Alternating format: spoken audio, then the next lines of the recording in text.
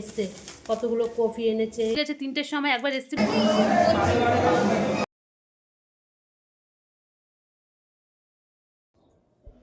আজ সকালবেলা তোমাদের বিছনা তোলা নিয়ে দেখাচ্ছি। প্রতিদিন তো গুড মর্নিংই বলি।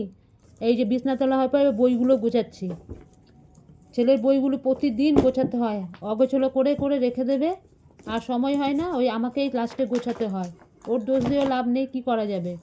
তাই জন্য প্রতিদিন এই বইগুলোকে আবার নতুন করে গুছিয়ে জায়গায় রেখে দিই। কেননা ও একটা নেবে তো একটা রেখে দেবে। এই যে কত বই, কি করব, করতে হবে, নাহলে বিচ্ছিরি লাগে দেখতে। সেই জন্য সব বইগুলোকে পর পর সাজিয়ে সব গুছিয়ে রাখি, যাতে ও আবার সামনেই পায়। নাহলে আবার কোথাও ভিতরে ঢুকিয়ে রাখলে তাহলে তা পাবে না। ওই জন্য সব গুছিয়ে পরপর রাখি, যাতে ও তাড়াতাড়ি পেয়ে যায় আর সুবিধা হয়। দেখেছো কত খাতা বই, কি করব আর। এই যে সব গুছিয়ে টুছিয়ে রেখে দিচ্ছি। মানে একটা জায়গায় না, মানে মানে টেবিলটা পুরো ভরে গেছে বইয়েতে। কি করব, সব গুছিয়ে না রাখলেও পাবেও না। ঠিক আছে, এই দেখো সব ফাইল একদিকে, খাতা একদিকে, বইগুলোকে একদিকে, পেনের বক্স একদিকে, সব রাখতে হচ্ছে আমাকে পর করে সব গুছিয়ে। মানে প্রতিদিন আমার ভালো লাগে না আর প্রতিদিনের এই বই গুছানো। এবার যাচ্ছি দুধ জাল দিতে। সকালবেলা ছেলে দুধ খাবে, ওই জন্য আগে তাড়াতাড়ি করে দুধটা জাল দিয়ে দিচ্ছি। আমি দুধ ইন্ডাকশানেই জাল দিয়ে দিই, গ্যাসের বসানে ফটাফট হয়ে যায়। দুধটা জাল দিয়ে তারপর ওকে দিয়ে দিই, তাড়াতাড়ি করে খেয়ে নিই। বলছিল খিদেও পেয়েছে। এই যে hello everyone, good morning, welcome back to my channel. আশা করি তোমরা সবাই খুব ভালো আছো, আমিও খুব ভালো আছি। আজ সকালটা একটু অন্যরকমভাবে শুরু করলাম। দেখতেই পারলে আমার সমস্ত সকালবেলা বিছনাপাতে ওঠানো, বই গোছানো, কিছু জামা কাপড় ছিল কেচে ধুয়ে রেখেছি, সবগুলো উঠিয়ে রাখলাম। কেননা কি গরমটা পড়ে গেছে, এখন রাত্রেবেলা কিছু গায়ে দিতে হয় না। আর যে কটা আছে ব্যবহার করছি সেগুলোকে সব কেচে আস্তে আস্তে সব তুলে রাখবো। হট করে গরমটা পড়ে গেল। যাই হোক, আমার এমনি সমস্ত কাজ হয়ে গেছে। আজ তো রোববার, আজ ছুটি। আজ ছিল ভাত তো খাবে, আমার বর তো ওখানে যাবে না যে অফিসে। ওকে সকালবেলা একটু রুটি করব আর একটু বেগুন ভাজবো, ব্যাস এই করব। আজকে ছেলে আবার 12টার মধ্যে স্কুলে চলে যাবে। আজকে স্কুলে ওদের পুজো আছে, ওখানে ও পুজো যাবে, ওখানে গিয়ে আবার আসবে, এসে কিছু একটা খেয়ে আবার 3টের মধ্যে বেরিয়ে যাবে। কেন যে এক্সিবিশান আছে, ওকে ওখানে তো অ্যাটেন্ড করতেই হবে।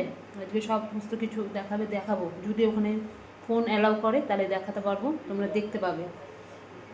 যাই হোক, আজকে তাড়াতাড়ি করে কোনো রকমে আজকে রান্নাটা করব, করে আমাদেরও যেতে হবে আমার ছেলের সঙ্গে।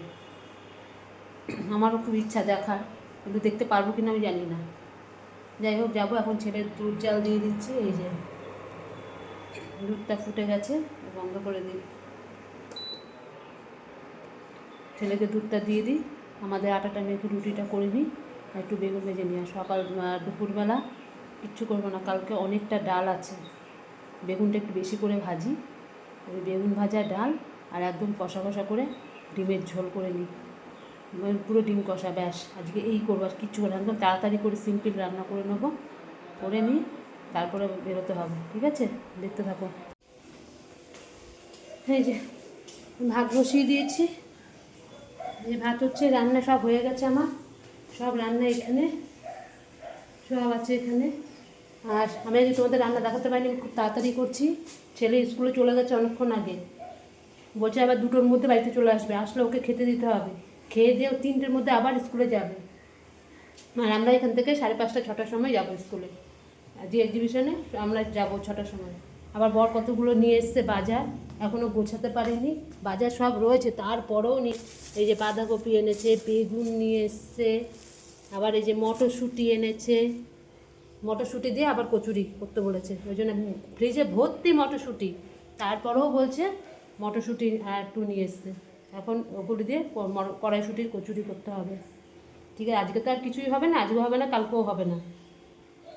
কেন সরস্বতী পূজা কালকে আমরা করবো, আজকে আর করবো না। সরস্বতী পুজো সবসময় সকালবেলা করলেই ভালো লাগে, এই দিনের বেলা 12টার পরে পুজো ভালো লাগে না। সেই জন্য কালকেই করবো, একদম 6:30টার মধ্যে বসে পড়বে পুজোতে। আর আমি তো এখানে করবো না, দেখতেই পাবে কোথায় করছি সরস্বতী পুজো। আমার ছেলে যবে থেকে পড়াশোনা শিখেছে তবে থেকেই ও ওখানেই করে। যাই হোক, কালকে দেখতে পাবে। হয়ে গেছে হ্যাঁ, আমার বরের স্নান হয়ে গেছে। আমি ভাতটা নামিয়ে আমি এবার স্নান করতে যাব, তাড়াতাড়ি করছি আজকে। ঠিক আছে, আসছি আবার। গুড ইভিনিং বন্ধুরা। এই দেখো অনেকক্ষণ বাদে চলে এসেছি। আজকে তো কিছু তোমাদের দেখাতে পারিনি, আজকে প্রচণ্ড বিজি ছিলাম। যাই হোক, ছেলে তো নেই, ছেলে সেই বেরিয়ে গেলো, এসে একটু খেয়ে আবার 3টের সময় বেরিয়ে গেছে। ছেলে তখন স্কুলে আছে। এই যে আমরা সব রেডি হচ্ছি, আমার দিদি আসবে, দিদির মেয়ে আসবে, সব একসঙ্গে আমরা যাচ্ছি স্কুলে। এখন সব পুরো আমাদের রেডি হয়ে গেছে। তুমি ভালো লাগছে না? যাই হোক, এখন আমরা বেরোচ্ছি, সবটাই দেখাবো, চলো।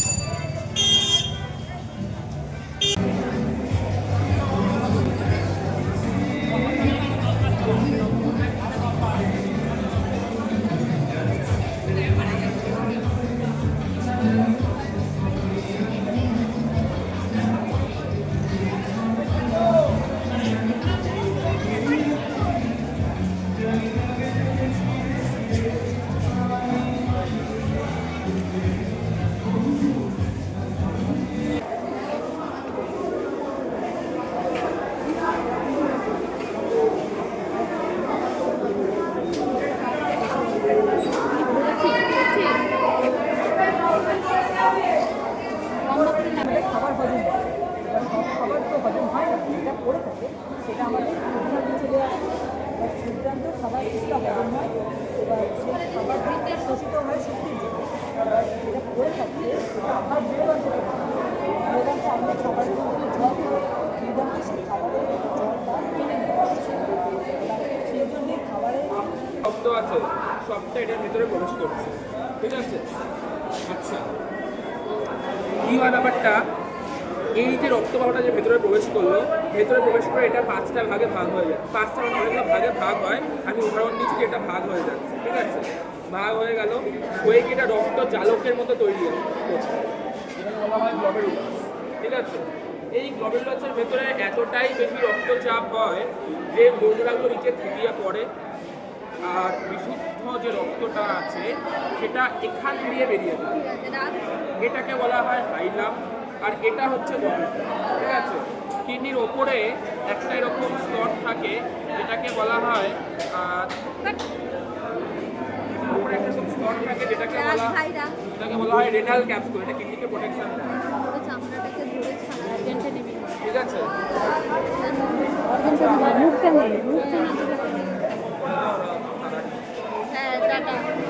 ভালো গলা তো ভেঙে গেছে কথা।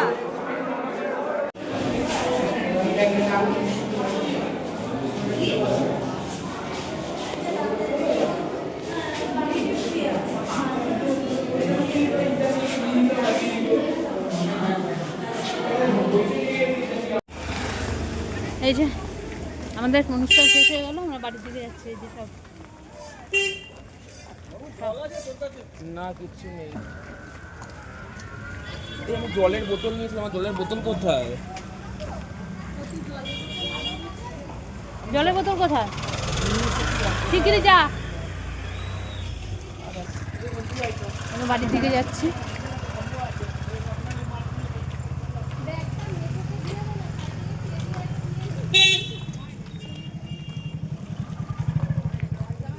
কি অন্ধকার এখানটা না?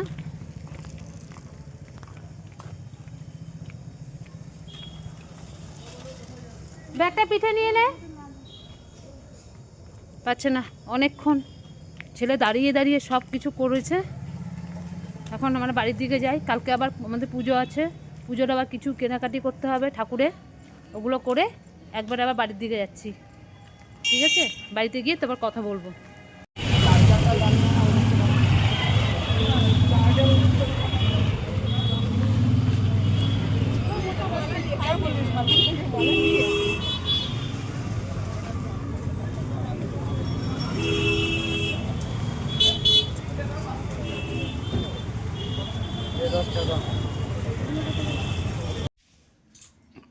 এই যে বাড়ি থেকে এসেছি, এই যে আমার ছেলে হয়রান হয়ে গেছে, আমার দিদি, এই যে দিদির মেয়েটে সব আছে। এখন আবার দিদি বাড়ি চলে যাবো রাত্রেবেলা, কালকে সকালবেলা পুজো, আজকে রাত্রেবেলা ওই বাড়িতে চলে যাব। কালকে পুরোটা ওই বাড়িতে ব্লগ হবে, দেখতে থাকবে, ঠিক আছে? কালকে স্পেশাল দিন। যাই হোক, ওই বাড়িতে যাই, তারপর তোমাদের সঙ্গে কথা বলবো। এই যে আমরা দিদি বাড়ি চলে এসেছি, কেননা কালকে দিদির সব বাড়িতে সকালবেলা পুজো আছে। আমার ছেলে প্রতি বছরই এখানেই পুজো দেয়। আমার দিদির মেয়ের সাথে ওরা দুই ভাই বোন মিলে এক জায়গায় পুজো দেয়, মানে কেউ কাউকে ছেড়ে কোনো জায়গায় যাবেও না, পুজো দেবে না, এখানেই দেবে। তাই আজকে দিদির বাড়িতে চলে এসেছি, আজকে থাকবো এখানে। কালকে দারুণ তোমাদের কাছে ব্লগ আসছে, তোমরা দেখতে পারবে। যাই হোক, আজকে অনেকটাই রাত হয়ে গেছে, আর বেশি ভিডিওটাকে বাড়াচ্ছি না। আজকের মতো আমি ভিডিওটা এখানেই শেষ করছি। আমার ভিডিও ভালো লাগলে তোমরা লাইক করো, শেয়ার করো আর কমেন্ট করো, আর আমার চ্যানেলটিকে সাবস্ক্রাইব করে দিও, ঠিক আছে? আর বেশি বাড়ালাম না, কালকে আসবো নতুন একটা ভিডিওর সাথে। আজকের মতো টাটা, গুড নাইট।